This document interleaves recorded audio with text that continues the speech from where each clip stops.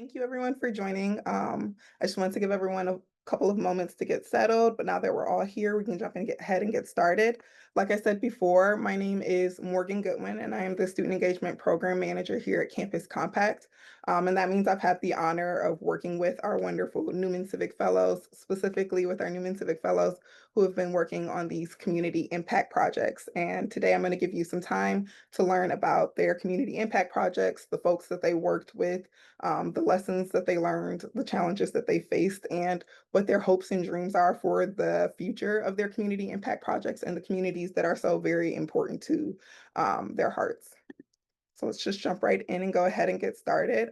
First, I want to tell you a little bit about the Newman Civic Fellowship and what it is. So the Newman Civic Fellowship was created in honor of Frank Newman, a Campus Compact co-founder. Frank Newman very much believed in students being able to be leaders of today and being able to step into that leadership role and potential right now in this moment, and wanted to create a fellowship and a foundation for that. So the Newman Civic Fellowship is a year-long experience. It includes an annual convening, monthly trainings around civic engagement, professional and personal development, as well as community and coalition building amongst our fellows and networking events. We also support them with mentorship opportunities, funding and professional development opportunities, and things that will support them post-grad.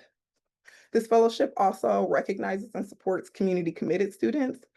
These are students who are very intentionally focused into civic engagement, both on and off their campuses, both a part of their educational aspirations, but in their personal lives as well. And they've demonstrated a strong investment in finding out the solutions to the challenges that are facing communities, both within, their local areas, but as a large within our country and abroad as well. And so these students are a part of our fellowship experience. They get to connect with one another, find out what challenges we are currently facing, and also work together for how we can kind of overcome those challenges as a community. Newmans are a very diverse group of student leaders. They are currently ranging in ages from 19 to 47. And in this last year alone, they were covering over 30 or representing over 38 states. In order to be a Newman Civic Fellow, you do need to have 1 year of eligibility remaining as either a part of your undergraduate or graduate opportunities in education, or be transferring to a from a 2 year to a 4 year institution.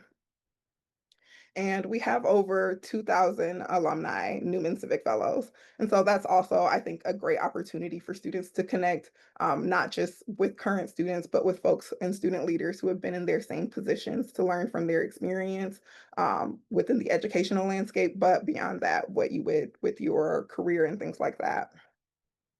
So the purpose of the mini grant really breaks down into three different things. The first one being community impact. We really challenge our students to think about what are the areas that are currently not being impacted, who currently needs support, or what are challenges that are important to you that you think that you could be, tackling right now, or maybe you even thought you couldn't tackle it because you didn't have the resources to do so. And pretty much empowering them to see that they can see something from start to finish, that can create community impact, that can develop something that's long lasting and supportful for those who need it. It's also about student leadership. Like I said, it's, I think, an amazing thing to see someone take something from its inception all the way to the end, and for the students to have true ownership over that. And I think that's a big part of the mini grant process, being able to have ownership over what you are accomplishing here in this space, but also seeing that, like, what are some of the challenges that you might face navigating, this community impact project, and how do you navigate those challenges, whether it's leaning on mentor support, whether it's having to make a very quick pivot, maybe it's even having your project look very different because you came in with a certain amount of expectations, and then your reality of working with that community has shifted. So having that aspect of student leadership is very important. And lastly, education and reflection.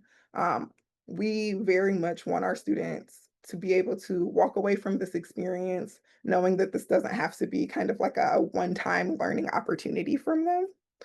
So a part of it is that, educational and reflective experience where they've gone through this process, what it means to, write a grant or apply for a grant, what it means to receive that funding, what it means to budget track, to work with communities, to open yourself to learning from other communities and community partners that you're working with, and then taking time to reflect on that experience. What could you have done better? What would you do differently? What would you like to see done in the future? This is all a big part of the mini grant experience, if you will. And then now I'd like to give you a little bit of an overview of what the mini grant program is. So the mini grant program um, is for current Newman Civic Fellows, and they can apply for a grant that's anywhere from $500 to $1,500, or even have the opportunity to collaborate with another Newman Civic Fellow if they'd like to do a larger community impact project and pull their money together for $3,000. The projects do need to be completed by June 30th. So yes, I know it's not June 30th. So some projects may be in their final finishing stages at this point, but projects are completed by the end of this month. Now you can choose to enhance current work. So if there's something happening on your campus or with a nonprofit partner or community partner that you think is great, but you want to see it thrive even more, you can utilize, the funding for that, or it can be a completely new and innovative idea straight from your heart. Students are also allowed to choose the issue and method of change that they want to work with. So I think this gives students a lot of creativity and flexibility to step outside of their comfort zone, maybe do something that's never been done before, or do it in a way that it's never been done. And then students also receive trainings with me over things like how to properly utilize your funding. Once you receive the grant, how do you do something like the Student Summer Impact Series? How do you work with your community partners and things like that? They also receive training on things like project planning, evaluation and assessment. How do you navigate, how much impact you actually had in that community? How do you tell the story of what you've done? And then lastly, they all do a final report, a presentation, and a survey. I may have mentioned this earlier. This is the second year of our community impact project. So we're always trying to improve and get feedback from our students on how we can make the program better. So the mini grant landscape is consisting of 50 of our Newman Civic Fellows this year. So 50 of our fellows were chosen to participate in the mini grant. And we were able to award over $65,000. And like I said before, representing students across 38 different states and 35 different issue areas. And this is our second annual grant cycle. So we're always looking to improve it and even have a farther reach when we do our mini grant projects again next year. So you've heard enough about me in Campus Compact. I'd love to introduce you to our speakers and then pass it on to them to share what they've learned about their community impact projects. So I'll just give you an overview of who you'll be hearing from today. First, we'll be hearing from Ariana, who will be sharing about their community impact project on Mindful Minds. We'll then be hearing from Nicholas, who will be sharing about their Mental Health and Policy Action Summit. Carter Watts will be sharing The Story We Sow and the information about their community impact project there. Amelia Toth will be talking about the power of youth voices, youth advocacy, and campaign building. And Lauren Parker will be talking about the Sunshine Project. And lastly, we'll have Stephanie Jimenez, who will be talking about future eco crafters. So I will go ahead and stop sharing my screen there, but we have an amazing group of student leaders amongst us, and I'm really excited for you all to learn more about what their community impact projects were. So I will go ahead and pass it off to Ariana to share more about Mindful Minds. Hi everyone, my name is Ariana. I am from the Chicago School. A little bit about me. I'm currently a master's student in counseling psychology with a concentration on Latinx mental health. I am a first generation student and I've been working as a social emotional facilitator at Oakley Square Apartments for about 3 years now. My project overview takes place at Oakley Square Apartments. Around June 18 of last year, Oakley Square community suffered a horrible tragedy where a 7-year-old boy was shot and killed right outside of our building where we hold our after school Excel program. So this tragedy really reinforced my determination to ensure that no child feels alone and processing their emotions after devastating events. So the Mindful Mind program was implementing at Oakley Square. Um, that took about 8 sessions, 8 weeks, focusing and supporting the mental health of those 5 students that um, had suffered some sort of trauma in their neighborhood. One of the key features from the program was the one-on-one mentoring while using a workbook called Miley and Friends Going Through Trauma Workbook. So this was a cognitive behavior guide that was designed specifically for children to manage anxiety and trauma through developmentally appropriate activities. The facilitator-led sessions was through facilitators that were already part of the Excel program, and they were just paired up with one of the students to work on those building those emotional regulating, coping, and problem-solving skills. The main materials that we used throughout the program was the workbooks that was given to each student that was with the help with the facilitator.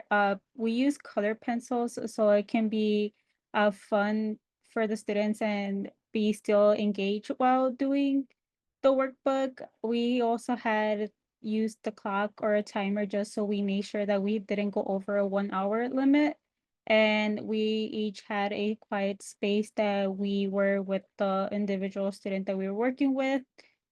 Um, like I said, we used the pre-existing relationship with Oakley Square, where we had picked 5 children from the Excel program who experienced trauma.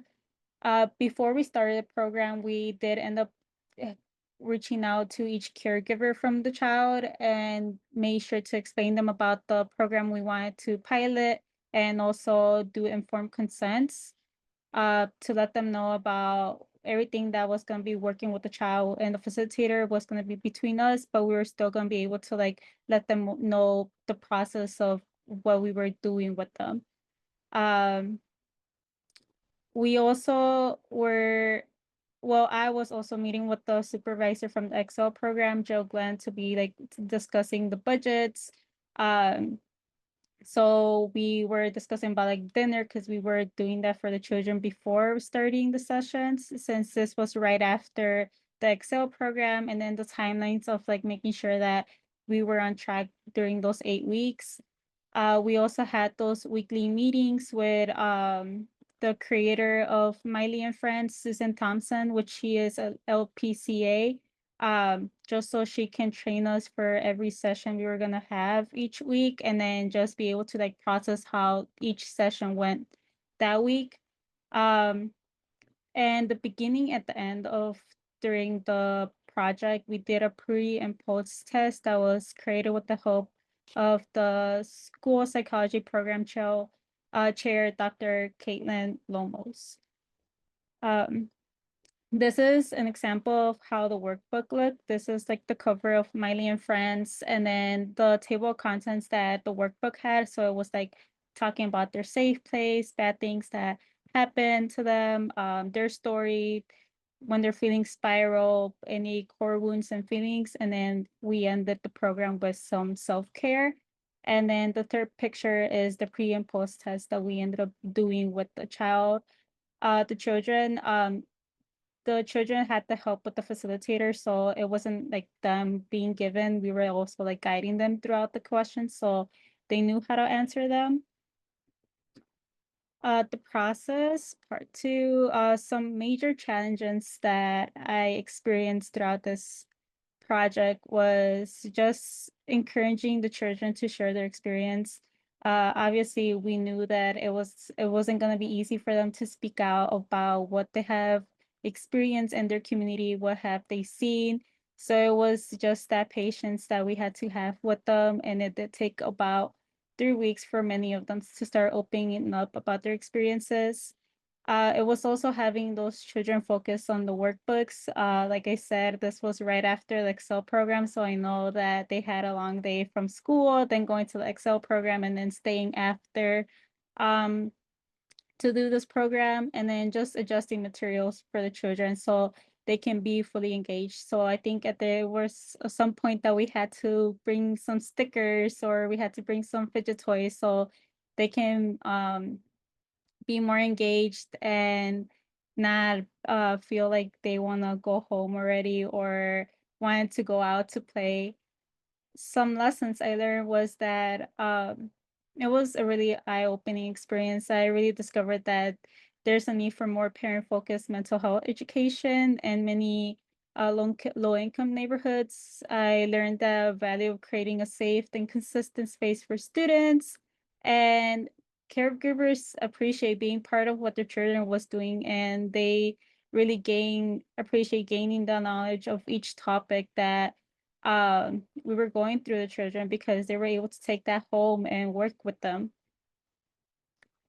The outcomes from my project, it was when it came for coping and self-regulating skills, before the program started, 2 out of 5 of the students were able to name a coping skill, and some didn't know what to do when scared. Once the program finished, all 5 students were able to list at least one personalized coping strategy, like deep breathing, saying that they were going to be hugging their stuffed animal or using positive self-talk. I know one student was able to like describe that they were going to be doing bubble baths and cucumber eye mask as a self-care. When it came to communication help seeking, before the program, a few participants knew how to talk about scary experiences or who to go to for support. Right after, all of the students were able to at least name one trusted adult and gave examples of what helps them feel better. Um, that trusted adult was usually somebody very close to them. It will either be somebody from the Excel program or it would be their parents or a loved one. For safe places, most students struggle to articulate a safe place or name what made them feel safe right when the program started. And after the program ended, all the students were able to name a specific safe place. The majority of them said the Excel room, or they will say a family member or their bedroom, and then just let us know why they feel safe and feel secure in those safe places.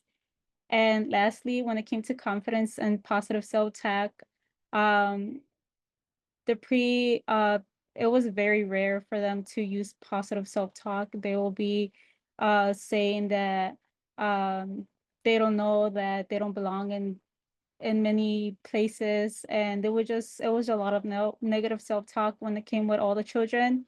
And right after the program ended, many of the students were using a lot of affirmations and were able to be using more positive self-talk. So like some examples that many of them said was like, I am wonderful, I am strong and smart, I can do it, I got this, and so on. For my next steps and hopes from this program, I really hope that this becomes a consistent source of support and just continue growing this program. Yes, I really hope that this can spread to more low-income neighborhoods, more neighborhoods that suffer from trauma, gun violence, and stuff related to that. Also, I just inspire other communities to adopt similar emotional regulating and trauma-informed relationships based off like these type of mentoring models. And then the last thing from my program, I just hope that each child is able to walk away feeling seen, heard, and capable of managing those big emotions. Just letting them know that they're not alone in um, this world. For my personal growth, some lessons I really learned was how to co-create programming with community voices. So I was very like being out there and connecting with the community. I was also able to like my trauma informed care knowledge. So throughout like those sessions I had with Susan, I was able to like learn more about CBT and how to work with kids when it came to like the workbook and anxiety and trauma. I was also able to like develop more communication and outreach skills. And lastly, the takeaways from a project was just it just deepened more a commitment to mental health equity in many neighborhoods in the Chicago area. I really gained insight and real world applications for my academic training once I graduate and become a counselor in the future. I am very proud of all the relationships and the trust both that I built with those children and the families in the community. And I was just very grateful for the opportunity that I was able to learn not only from the program, but from the children and the community and hear what their needs are. Thank you. Thank you, Ariana, for sharing about this project. You've clearly put a lot of like just very intentional and heartfelt work into this. Um, and I very much just appreciate all the work that you've put into this. I think earlier I may have forgotten to do a little reminder to folks that if you do have any questions about these projects or want to ask anything or just share statements, we do have a Q&A function that you can utilize, and we'll be getting to all of those questions at the end of this session. So please don't hesitate to ask any questions. But thank you again, Ariana. And I will go ahead and pass it to our next speaker, Nicholas, who will be sharing about their community impact project on Mental Health and Policy Action Summit. All right, so this is my project for the mini grant. It was a $500 mini grant project. This is the Mental Health Policy Action Summit, and my project advisor was Engage Monona, that an organization that is invested in reigniting communities through civic dialogues and etc. So I'm a 2025 graduate at Winona State University in political science and public administration. And the population I served for this project was the Winona State University community and the Winona community in general. And the goal that I had for this mini grant project that I did was bringing awareness that mental health should be treated as a nonpartisan issue since it affects everybody.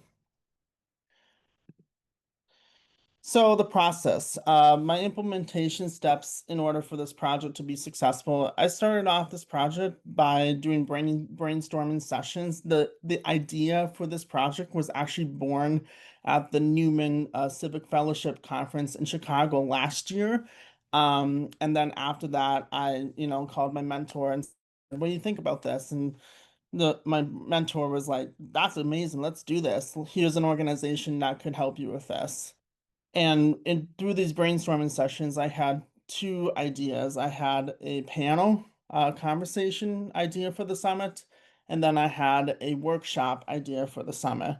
I ultimately went with the panel conversation proposal, and I sent that proposal to Engage Monona, and they were all on board, and show them what I wanted to do at the summit. And after that, I was able to do collaboration with Engage Monona and other stakeholders, such as the Monona State University College of Liberal Arts, in helping me develop the panel and the questions that I would create for the panel and for the materials that I would have for this summit.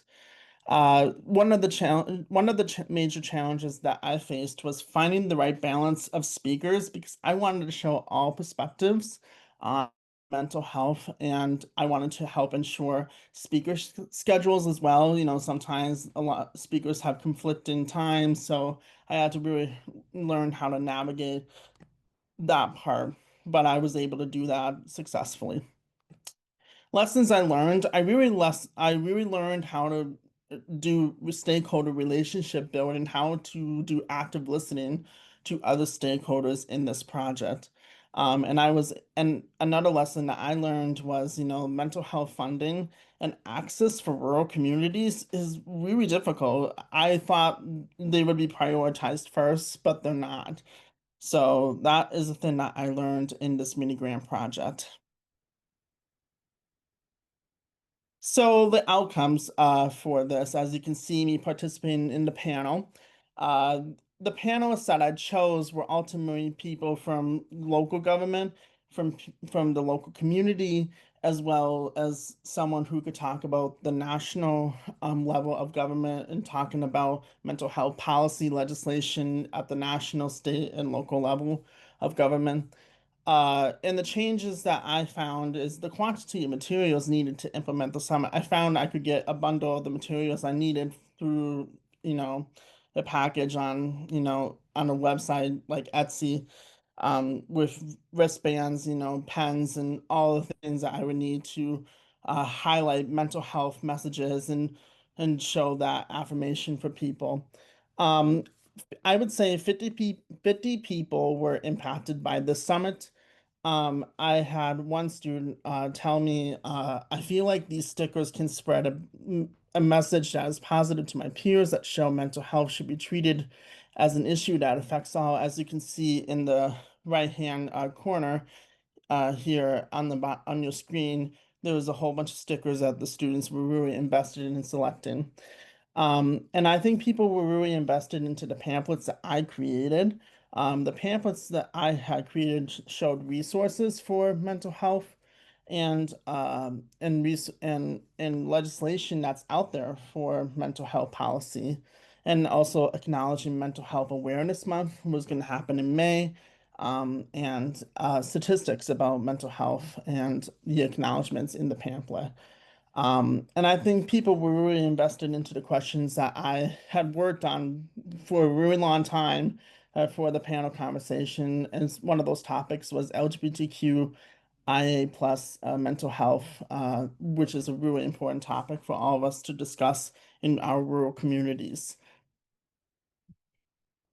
So next steps, the conversation, I'm going to continue the conversation on mental health and keep and highlighting key pieces of mental health legislation that's out there.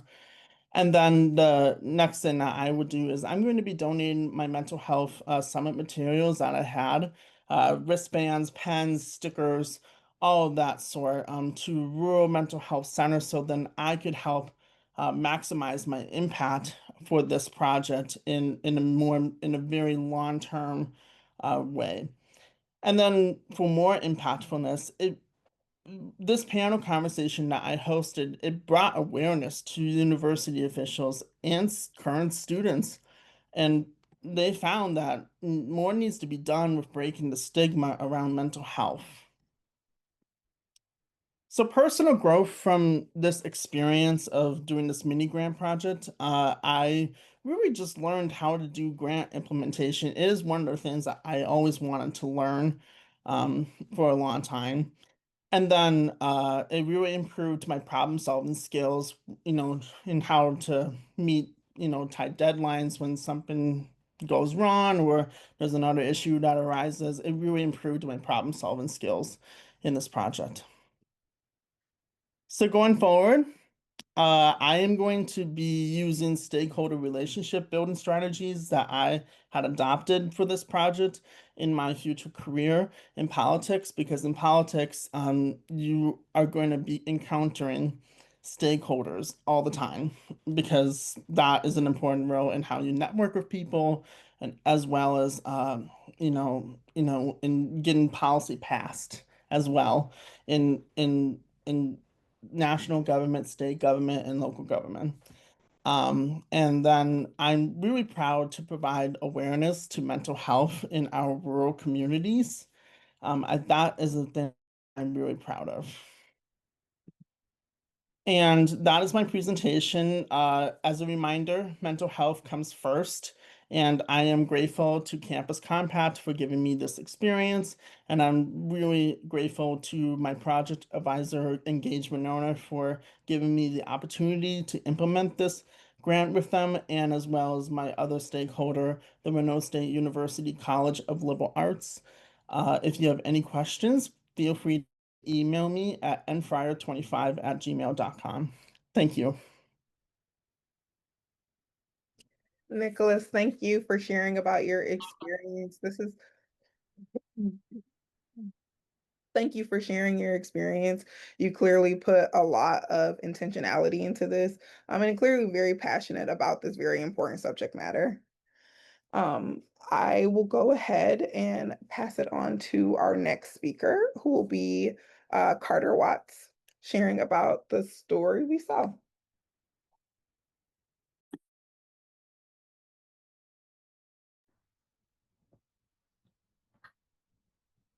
All right, everyone. I'm so pleased to see you all today. My name is Carter Watts. I use she, her pronouns, and I am coming to you from New York City.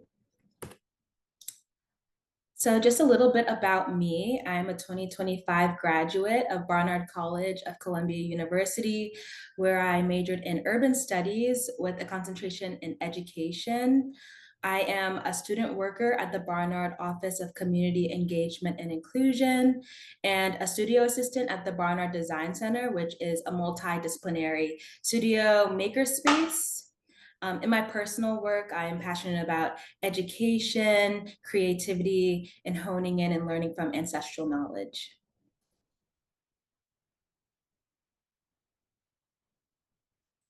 So for my initial project proposal, I was really moved and urged to do work as a result of the past 2 years at Barnard and Columbia being faced with tension and division.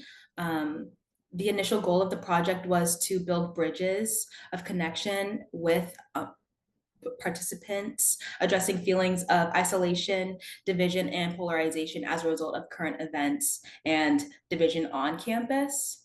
And my medium for doing this was through writing, art, and sharing stories vocally amongst each other. The project will culminate with the creation of a community quilt made by squares that were hand sewn by participants.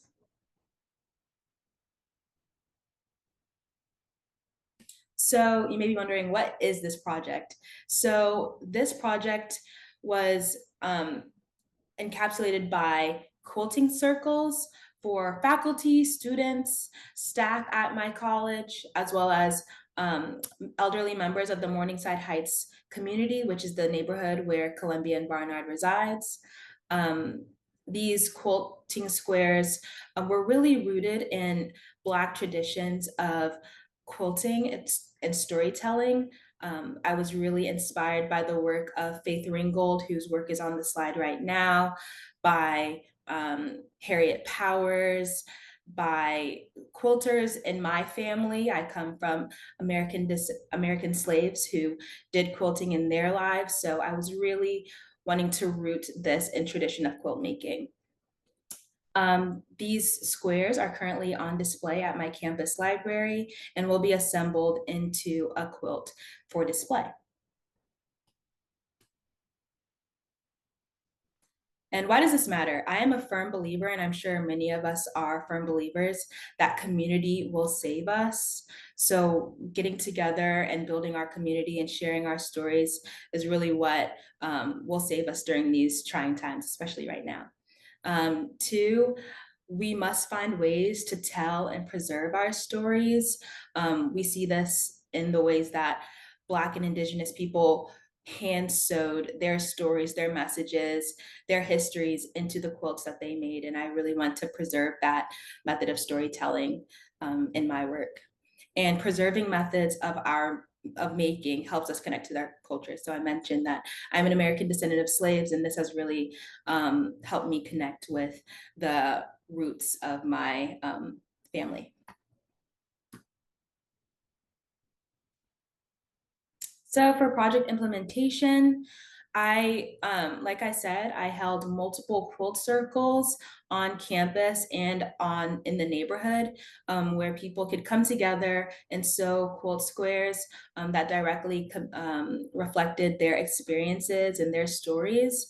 I partnered with the Barnard Design Center and the Office of Community Engagement and Inclusion to put these on. I also partnered with a community organization called Life Force in Later Years, which is a nonprofit in Morningside Heights, which partners elders in the neighborhood with volunteers to engage them And I've been working with them for the past 4 years while I've been at Columbia. So I was really happy to be able to make that connection with them as well and have a quilt circle where every participant could make their own square. I also created promotional materials and distributed through newsletters and flyers around campus. And I developed a lesson plan and a resource guide, which included resources such as books, vendors in the city where they could buy sustainably sourced fabric, and quilting centers in the city where people could learn more about the histories of quilting. And I hope that these lesson plans could be utilized in the future by various centers on my campus. So at the bottom, I just have some keynotes that I was really just trying to hone in on throughout this process. Preparation, I tried to prep at least a few months in advance before these quilt circles happened. Partnerships, just being able to partner with anybody that you may have a connection with, and you never know who might come through the woodwork and you might be able to partner with in the future. Use what you know. So I mentioned that I am a concentration in education. So I was really trying to use my lesson planning skills to create a curricula that would be, that wouldn't fall through and that would work very well.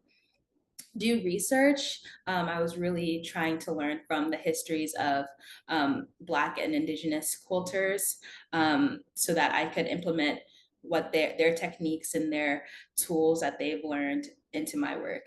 And also, this goes along with that, learning from the work of others. So, community quilting it isn't a recent thing. I'm learning from the AIDS quilt, which is the longest ongoing folklore project. I'm learning from many different quilters that have really inspired me. So here are some photos from the first event that took place. I had about 15 or so participants who all came together. Some of them were students at Barnard in Columbia. Some of them were staff who work in the library, work around campus, and some of them were faculty who teach classes at the school. So that was my main goal, was to bring people from all corners of the university to engage in dialogue, to learn from each other, to learn from the histories presented, and to create something new. Here are some photos from the workshop with Life Force in later years.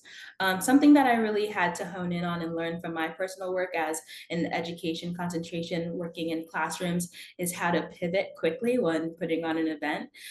So one problem that we ran into was the dexterity of a lot of the elderly people having to hand sew.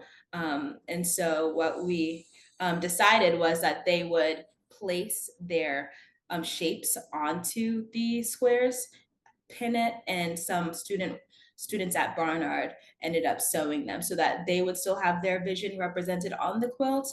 They just didn't have to thread a needle, which we all know is a little bit challenging. So moving on to challenges, senior year is crazy. I was writing a thesis. Like I said, I have 2 campus jobs, and this ended up being a pretty heavy lift. And so being able to maneuver time management and prepping, like I mentioned, very far in advance ended up working in my favor. Like I mentioned earlier, sewing by hand is a learning curve, especially for us Gen Z. You know, we don't have home ec in our classes. So being able to teach people how to sew, which I'm so lucky to have a team of people who I work alongside who work in teaching people methods of making. So that was very helpful.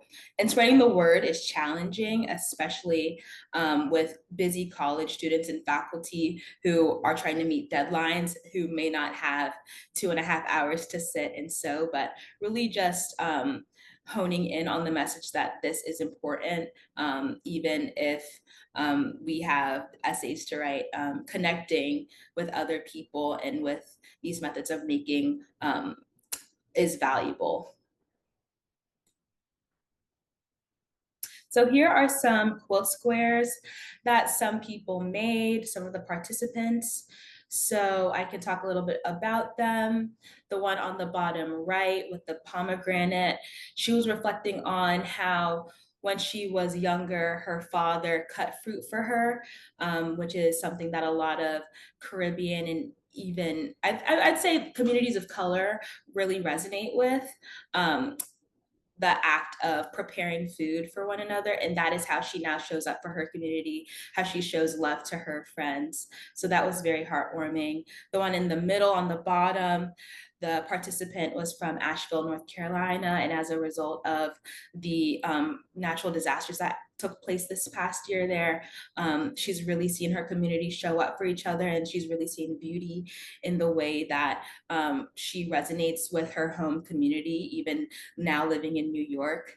And on the right, there is a participant who was resonating with her home and her culture and exploring patterns. And on the top, it says love in Urdu. That's just some of the quilt scores that were made.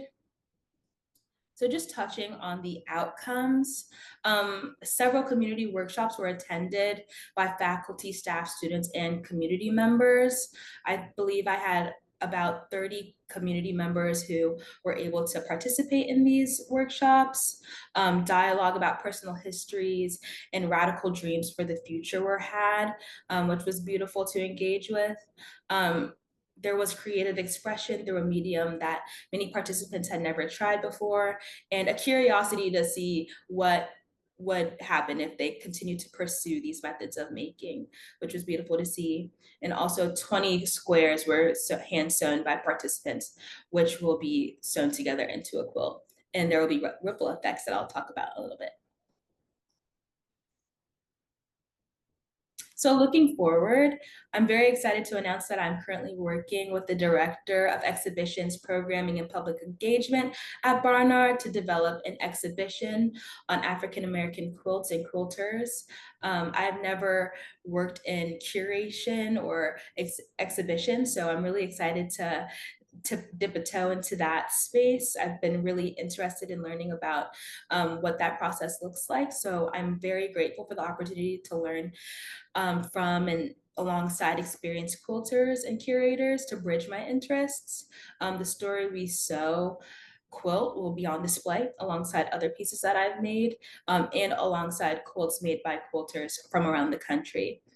This exhibit will have so much more of a broader impact than my events. So on the left are some of the quilts squares that were created by students and faculty and staff that it's currently on display in the library on campus. There are some more that will be pieced together and they will all form a community quilt. So I just like to thank the Newman Civic team at Campus Compact. Thank you, Morgan. Thank you, Will, for everything. I'd also like to thank my campus mentors, Mary Rocco and Zoe Ross, alongside the Barnard Office of Community Engagement and Inclusion. Thank you everyone who attended, asked questions, helped, and really dug deep to engage in this practice. If you have any questions, feel free to reach out to me at carter.wattspe@gmail.com if you have any questions. Thank you so much. Thank you for sharing, Carter. It's very clear that you put a lot of hard work into this. And I just love this kind of method of changes they use for storytelling and community building. It looks like you did a fantastic job. So thank you, Carter. And now we will move on to our next community impact project and speaker, Amelia Toth, who will be sharing about the power of youth voices and youth advocacy in campaign building.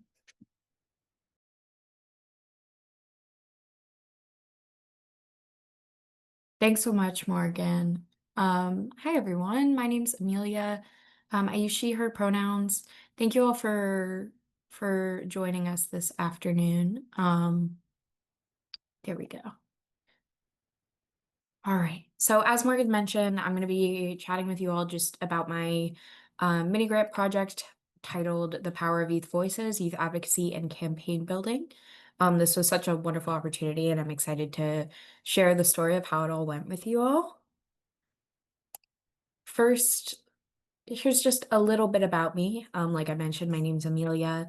I'm 22 years old. I'm located in Portland, Maine. I grew up in Nashville, Tennessee.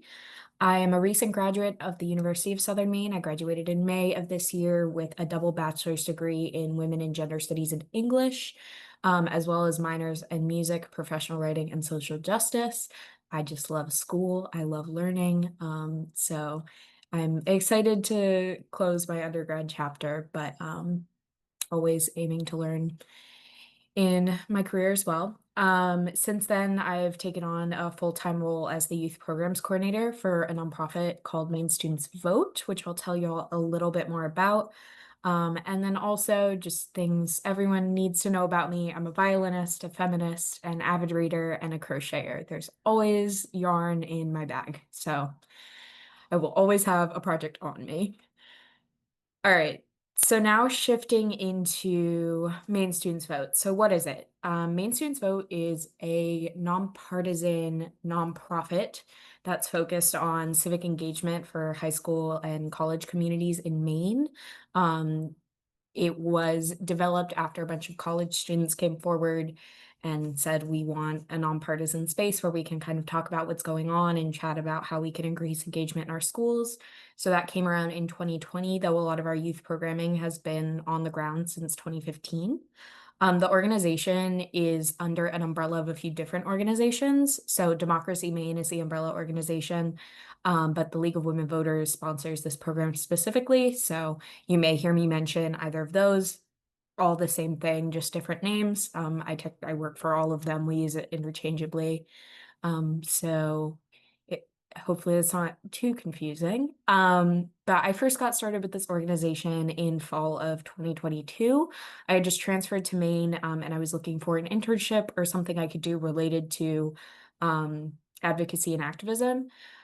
So I started interning as a election engagement fellow on my campus, which means I was doing civic engagements within classrooms, registering students to vote, hosting events, things like that. I came back and did that again in fall of 2023.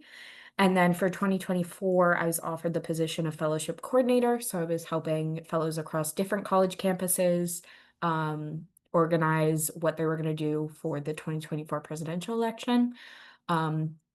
After that, I became just a volunteer since the program ended in December of the previous year. But then, as I mentioned, I was offered a full-time role as the youth programs coordinator. So starting this May, I have taken on a full-time role in the organization. So I started this entire project as a volunteer, but I am now full-time staff, which is really incredible. And my job entails a lot of things, but the main thing is managing our youth programs. We have high school internships, college fellowships, and a youth advocacy volunteer team, which I'm going to be talking a bit about.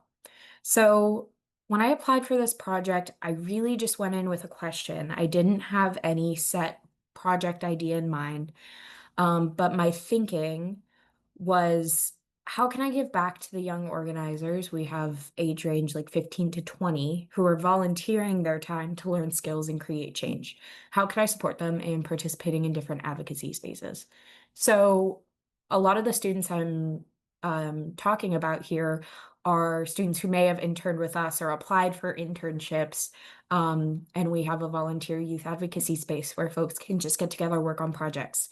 And during my internship, I had seen a lot of what they were doing and I had worked with them on things.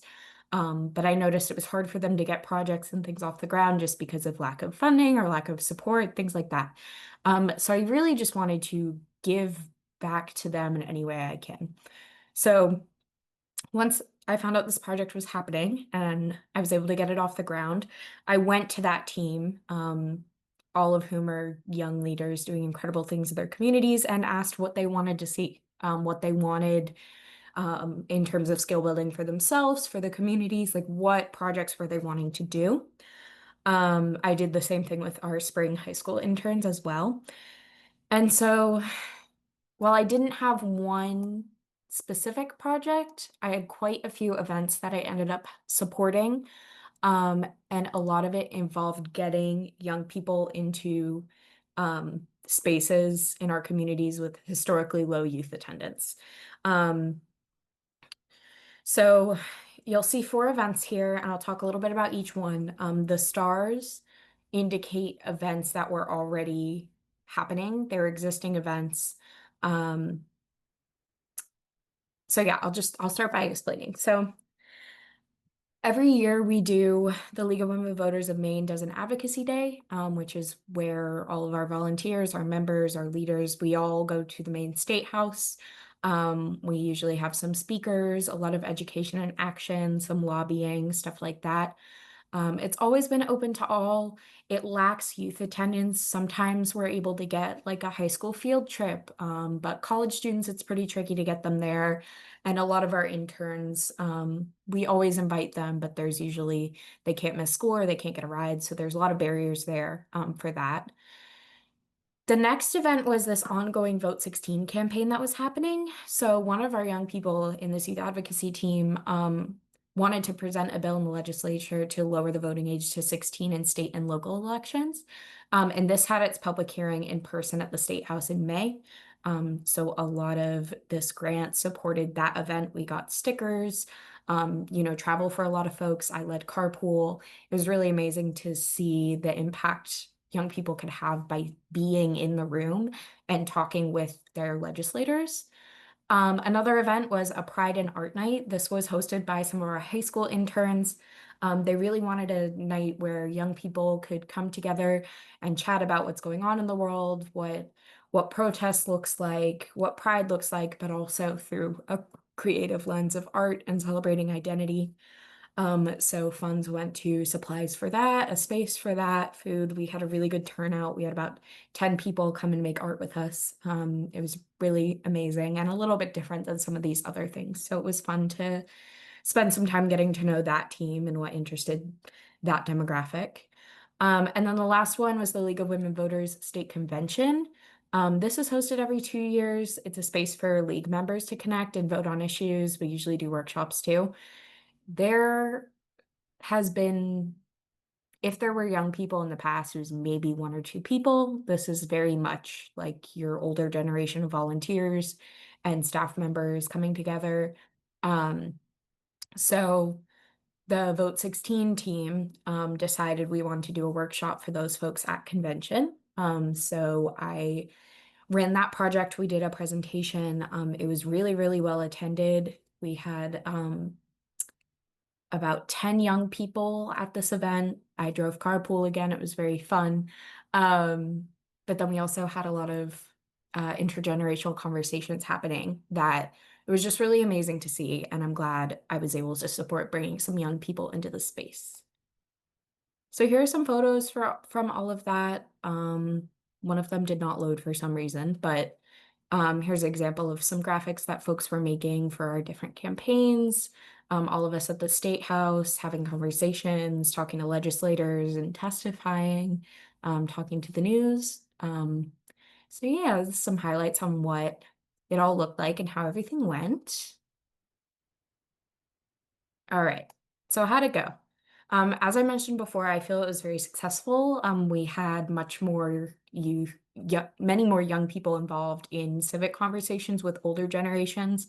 And this is leading to a merging of some of our volunteer groups, which is really exciting to see. And I'm hoping to lead some of those conversations in the next coming months.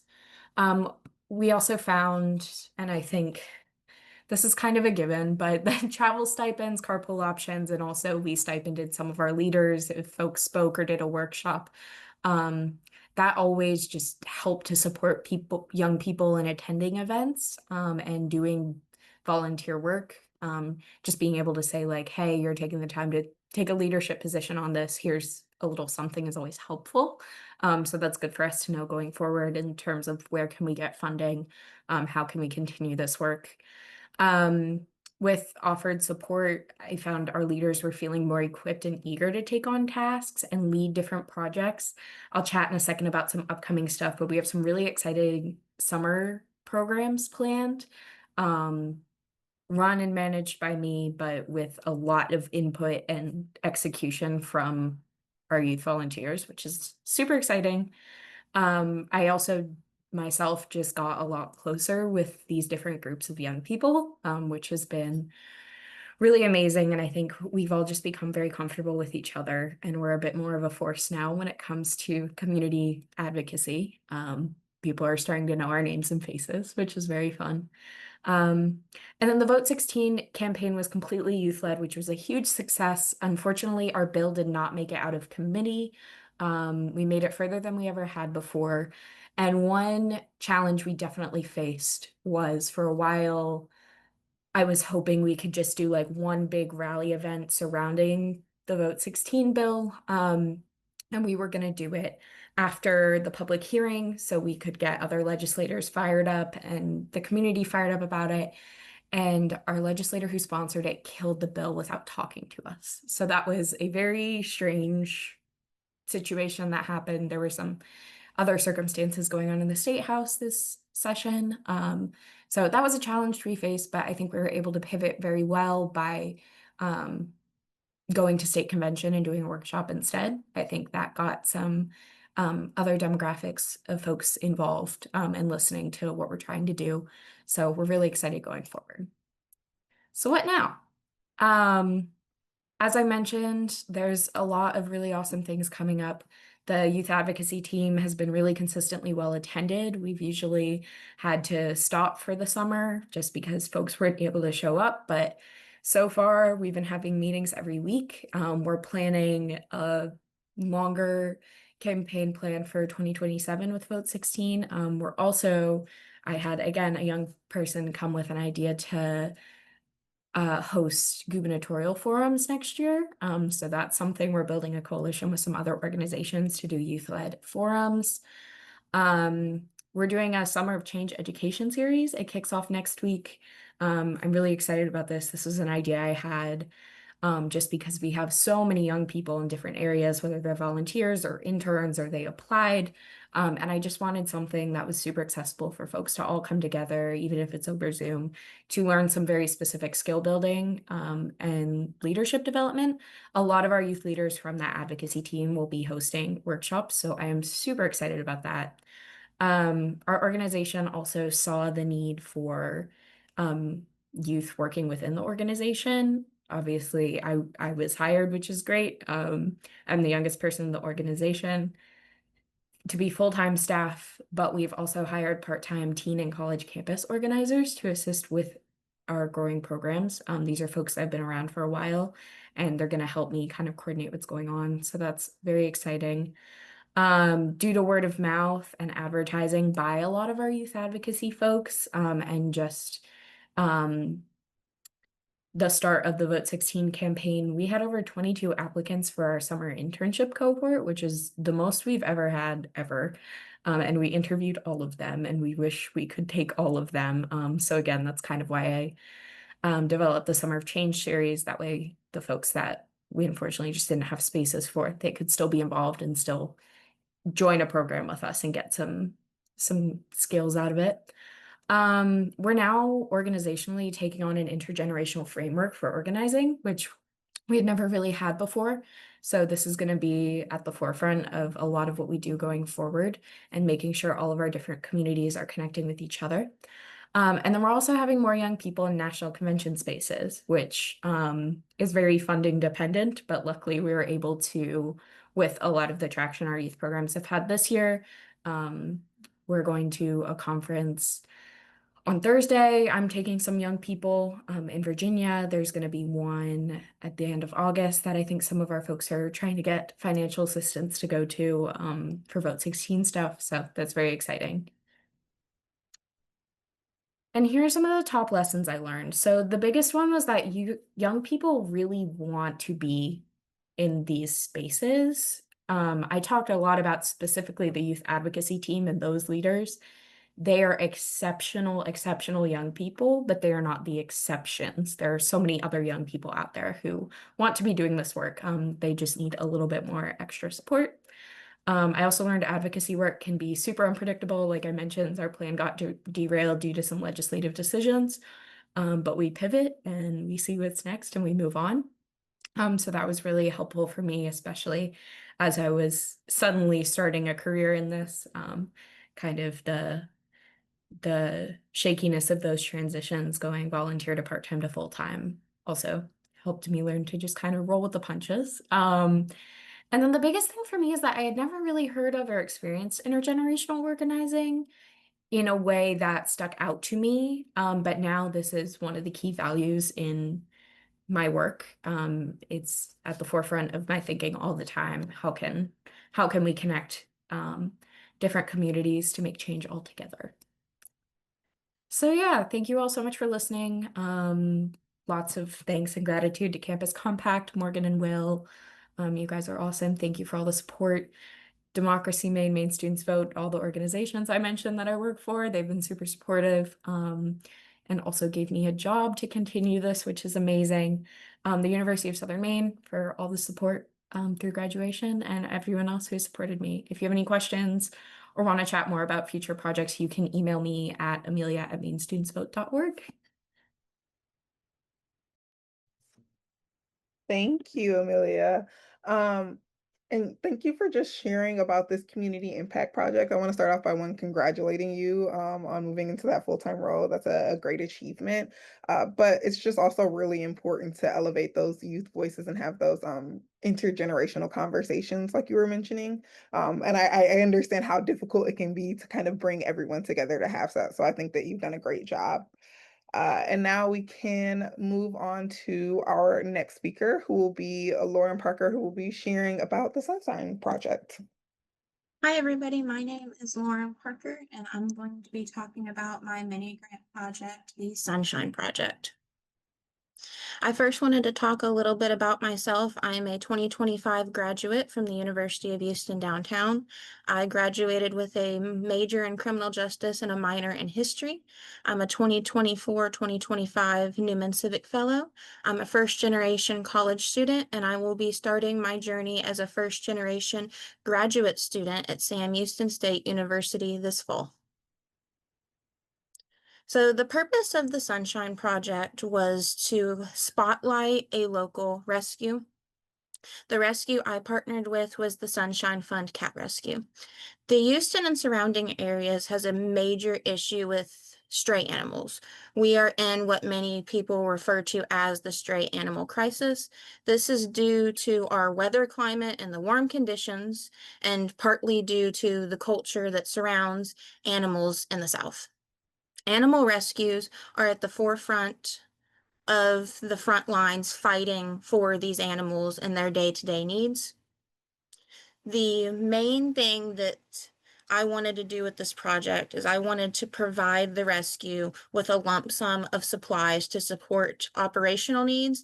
And I also wanted to showcase some cats and kittens that have been in the rescue a while and have some interesting stories and have a lesser chance of being adopted, so they can be seen and they can be heard as well. The main point of the project was hosting a webinar. I hosted the webinar with the founder of the rescue, Cynthia Long Pace, on April 21st. The main purpose of this webinar was to give her a platform to kind of speak about the work she does, the day-to-day aspects of running a rescue, and educate attendees on challenges that rescues face. Rescues often are overlooked. They don't have a lot of money. They're dealing with animals that have come out of deplorable conditions, hoarding situations. They have major health issues. They've pulled them off the euthanasia list and saved them, and they're having to deal with the more health complications that the shelters and different organizations don't have the resources to address. This is largely due to the fact that we just overlook animals within our society. They are one of the voiceless populations, and they're not often thought about. And the webinar kind of helped educate our attendees on some of these issues so they can go back into their communities and implement some of the things that we talked about and come out with a better understanding of how they themselves can be a part of the solution. So there were a lot of challenges with this type of project. A large challenge was trying to get people to attend the webinar to educate them on these issues. Attendance has been a large issue with a lot of the organizations within my university. Trying to get people involved was another issue because it's hard to get people involved and to get them back an issue that they don't fully understand. Another was getting organizations to simply share the fact that the webinar was happening and getting different platforms out to share the webinar and to share also the donation drive I was hosting for the rescue in addition to the webinar. Getting direct donations was also an issue. We tried to kind of advertise it on her page and along with some of her donation campaigns for some of the more sickly cats that are in the rescue. And then the final challenge was trying to determine which cats and kittens we should showcase because there are so many within her rescue that have their own stories and they are equally as important. So it was hard to determine which ones we should put out there and which ones that we just simply didn't have the time to. Outcomes, this project provided the needs for cats and kittens in the rescue for almost an entire month. So food and water. Some of the grant funding was also used for fluid supplies for an urgent intake that she received. The cat was found at a bus station and in horrible condition. We were able to get some additional donations through the donation drive that I hosted in connection with the project, which was amazing because anything helps these smaller organizations. We only had 12 attendees, but they received very vital information to help them and equipped them in how they can get involved in this issue. Even though we only had 12, that was not only the only impact because we also recorded the webinars and it has since been shared out to additional viewers and listeners. So what can we all do to get involved in this issue is what many people ask. The one thing these are some things you can do. You can volunteer with a local animal organization. You can donate either physical donations or monetarily. And just offer your support. Share their platforms. If you have a local rescue in your community that's doing amazing work, share their work. Get involved in the TNR trap and release movement to spay and neuter cats to kind of keep us at a point where we don't have so many on the streets that are suffering. Support legislation within legislation seasons and back animal rights groups. Ask for action from your local senators, your local congressmen, your local city council, because this is not only an issue that impacts animals, but it also impacts citizens within our cities due to safety concerns. So this project, we were able to showcase what can be accomplished with grant funds. That month, almost entire month of supplies was extremely impactful for the Sunshine Fun Cat Rescue. It helped tremendously in offsetting some of the organizational costs and some of the medical cost. It helped showcase cats within the rescue that aren't often seen because there are so many shelters, there are so many rescues, and we're often inundated with the fact of this one needs help, this one needs help, this one needs help. And it helps us show what can be done and what needs to be done to help save these cats and kittens off the street. We all need to do our part to kind of help offset this issue. We can all make a difference in this community. The way this project, I would have loved to expand it, but we could have expanded it through trap and release program in partnership with the operational costs, but in looking at what was more important at the moment, those operational expenses are an extreme burden for these smaller rescues. So that was ultimately what we decided to do with the grant funds. Thank you for your time and attention. I would like to thank Campus Compact and Will and Morgan for their support all throughout this amazing program, and my mentor, Dr. Marshall. Thank you for sharing about your community impact projects, Lauren. And thank you for highlighting kind of what the needs are. Like you said, a population that doesn't necessarily have the voice to speak up for itself, which is why it's so important that we take notice and step in these spaces. And I'd like to pass it on to our last presenter, but certainly not our least, Stephanie, who will be going over the Future Eco Crafters Community Impact Project. Hello, thank you so much. Let me just share my screen. Okay. There you go. Can everybody see that? Yep. Okay, so welcome to Future Eco Crafter. This is a project that came from a very weird dream, something that I'm very passionate about. Thank you to the Center for Service Learning here at UTA, as well as Campus Compact and the Public Arlington Library. Before we get started into the project, a little bit about me. I'm a second year here at UTA on the Sustainable Urban Design program. Even that I don't have any major degree related with education, that has always been something that I'm very passionate about. And just by talking with my mentor, Ms. Susan, here at the Center for Service Learning, I was able to develop this dream called Future Eco Crafters, which it was a 3-day program where kids had the opportunity to learn a little bit about sustainability and a little bit about recycling and how our environment is very important, not just now, but for future generations. How I started, thanks to a couple of friends, as well as Ms. Lorena Topper, which is my life mentor, but as well a big important person on this project. Thanks to the grant that we got with Campus Compact, I was able to put all of this together. As the end result, I was going to be having these diagram boxes with kids working to represent their own personal parks, or what that we look into how their dream environment was. First of all, I think one of the biggest challenges that we faced through this whole project was that I am the first UTA Campus Compact Civic Fellow.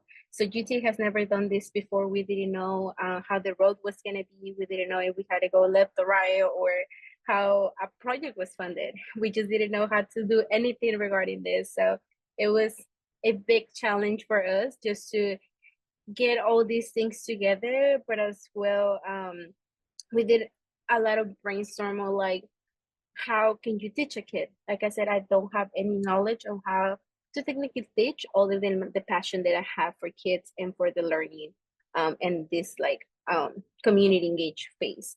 So on the first day of this program, we talk about sustainability and just a little bit explanation on what it is, and what things can you do to improve your environment. So these sessions were about an hour and a half, where kids were able to explore, they were able to dream without any type of limitations. Normally, especially as you grow, you are faced with different challenges in your life, where they told you, no, you cannot do this, you cannot do that, because then we don't have the money to do all of these things. Well, thanks to this grant, these kids were able to access different type of materials like planning and potting, plants, and all of this kind of stuff. And it was probably one of the most wonderful experience. I remember going into this classroom and just seeing the kids, and they were also excited, like, oh, what are we doing today? Or what are we gonna learn today? And through the whole process of the 3 days, you can see how these kids were starting as, oh, who are you and what's your name? And they were so split up between each other. And at the end, they all became a really big group. And I honestly didn't know what to expect. It was open to about 12 kids. So for every single day, I wasn't sure how many kids I was going to get. So it was great to learn that kids were actually excited to go the next days. So for day 2, we talk about the Sustainable Development Goals and how they implement or how they affect our world. So a little bit code that we all came together with was this one, how the SDGs are big kind of ideas that help people, animals, and our earth. So by the end of this program, or at the end of this day, kids were able to remember which sustainable goals were more important, especially the ones that we touched, which was goal number 14 and 15, which were the life on earth and life on land. One of the most passionate groups that I got in, I remember seeing their faces and being so happy about seeing the ocean reveal, talking about their favorite stuff, their favorite animals. And I couldn't think, I honestly would never forget their faces on how they were all doing all these projects. For our last day, and probably one of the most exciting days of this whole project, was their dream environment as well as their showcase. Here's a couple pictures of how that day went. On this day, we put everything that we learned from day one and day two into these beautiful boxes on my right hand side, which basically explain what they learned. And I remember asking them questions, and without thinking about it, they would give me an answer like, oh, which development goal focus on the ocean, and they will not just tell me the name of the goal, but they will tell me the number, which is something that not a lot of people know what they are. But if you take a look into what the development goals are, you will be aware that this world is doing more than just putting things together. So I'm very, very thankful to have the opportunity to work with the public library here at Arlington, Texas. And I can't wait for what's next. So what's next for this project? Like I said, this is something that UT has never done before. We have never do a program like this, especially with funds that they don't come directly from the university. So for my goal for this project is a continuous collaboration with the Center for Service Learning, as well as we're looking to reach out more companies like schools, and not just on our area, but taking it to Dallas and Fort Worth, Texas, as well as hoping to make this a annual thing so the kids can have the opportunity to learn about sustainability, not only on their schools, not only on their homes, but as well on their extracurriculum activities. If you think that you can support this cause, I would really, really appreciate it if you can just send me a message through my LinkedIn, which is right here on this slide. But I just want to say thank you to everybody that support this, especially Morgan and Will. Thank you for all the support, not just virtually or through emails, but as well from the conference in Chicago, which I will definitely take a lot from. And for the Center for Service Learning and Miss Lorena Tuffer for giving me the opportunity to dream and have all these crazy ideas, and as well to everybody else that always say yes to me without putting any limitations to what I think. And just a little takeaway for you, I just remember that small hands can make a big difference if we support them first. Thank you. Oh, thank you for sharing about your community impact project, Stephanie. And I just love it. It's very creative, and I definitely believe in what you just said as far as the small hands making a difference. And it seems like you definitely did make a difference in these lives. So thank you. So I want to thank everyone for coming and listening about these community impact projects.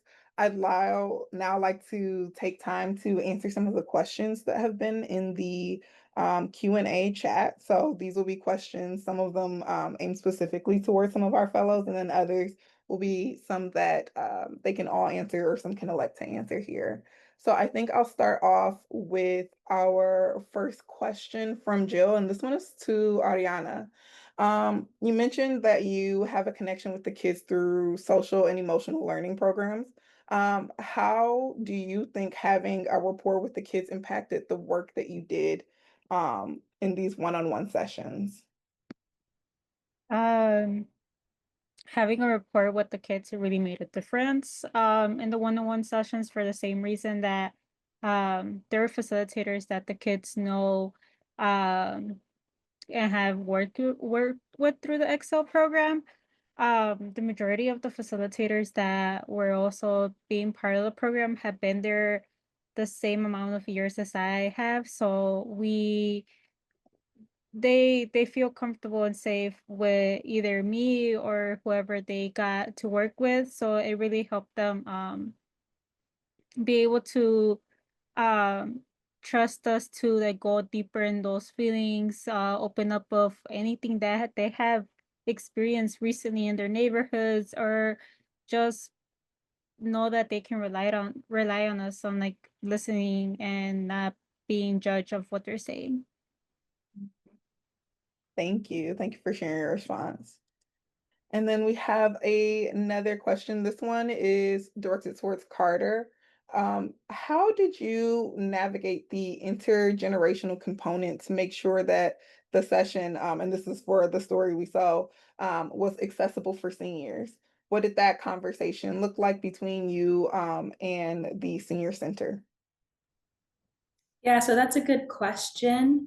Accessibility, especially for my project, looked, it had multiple layers to it. For example, campus access to Barnard was cut off midway through 2024. So I had to communicate with Life Force in later years. What is a good alternative that is accessible for seniors to get to gather together for this session? So we were able to link with a group of seniors that already met once a week for salsa class in Harlem. And right after their salsa class, they were able to transition into what is usually their crafting class and use that time for their for the quilting session. So that's one way. Another way is, like I mentioned, using different methods of piecing the squares together. Like I mentioned, the dexterity issues for hand sewing squares was a little bit challenging, but we were able to just pin the pieces in place for them to later be sewn on by members of the Barnard community. And then lastly, I think one thing that I hadn't anticipated was using accessible language. So all of the participants were prompted with various writing prompts to kind of reflect on what they wanted to illustrate with their quilt squares. And some of the questions were like, how has your community shown up for you lately? Or how have you shown up? Or how do you appreciate feeling loved? And so those are a little bit easier to think about, but one of them that a senior had a question about was the question that said, what are small acts of resistance that you exhibit in your everyday life, or that you do in your everyday life? And he was curious as to what resistance meant, or like what that question meant. And so I kind of had to reframe or explain a little bit more what resistance in this context of community solidarity and showing up for each other meant. So it might be I may have used a wrong example. Someone looked over to me and rolled their eyes. I said, Audre Lorde says that my joy is an act of resistance. And so that was a little bit too academic for the context that I was in, but kind of thinking about in 2025 in Harlem, us gathering and sharing our stories is an act of resistance, and us enjoying these spaces and learning these traditions of quilt making is an act of resistance. Us making connections with people who are different from us is an act of resistance. So kind of reframing the language that I was just so used to using within my Barnard, we call it the Barnard bubble, and making it accessible for seniors was really nice to think about. So yeah, thank you. Yes, thank you for answering that, Carter. We have two more questions here, and these are more so posed to the general group here. So please feel free to answer if you feel comfortable. But this person is just expressing like how creative these projects were, and that they're intersecting with a lot of your passions, as well as addressing community issues. So what advice would you give to students who have unique passions as well, and want to make a difference in their community, but don't know how to combine them? What would you say the first step would be? And this is open to anyone who. Yeah, I can definitely get started with the first question, which is the advice. And kind of like a challenge that I faced too was I had so much ideas and I don't know which one should I start with. I would say just put everything on the table and look for people that know you and people that are passionate or what you're passionate about as well. So like that, everybody can have the same view, the same point of view, and they can put more into your ideas and kind of organize them in a way where you can come out with a final product. And just touching a little bit on the yeah, I think um yeah, technically what I would do first is that, and as well the second one, don't be scared, which I think is one of the biggest things for everybody. Don't be scared to ask for help, and don't be scared to sending emails and asking questions. The worst thing that you can get is a no, but you're never gonna know if you don't ask. So yeah. It's very good advice. Don't be afraid. Um, does anyone else have maybe a first step that they'd like to offer as advice? I would like to, offer, um, I think really the first step in trying to combine your passions is identifying your strengths in each passion that you have. Because if you go towards those strengths, you're gonna be able to go far with what you want to do with whatever with your project. And I think by identifying your strengths, it's the way to, like just express your joy for your passions as well. So, and I think a way to identify your strengths is just writing down your strengths in each passion, like in a list. So that I think that's the first step. I love that. Thank you, Nick.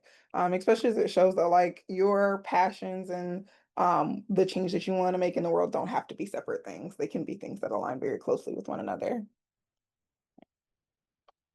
And for our last question, it's asking, what is the main way that you all have grown through this program? What's one of the top things you say you would take away with you? And I'll also open this up to the group. One of the top things that I would personally take away from it is that people tend to think that if you're just one person or you're just in a small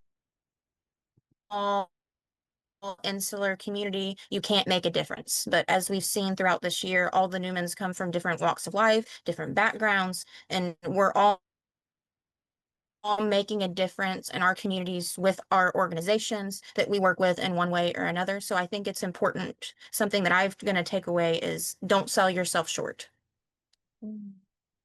Yes, thank you, Lauren. I appreciate that. And that's very true. Do not sell yourself short.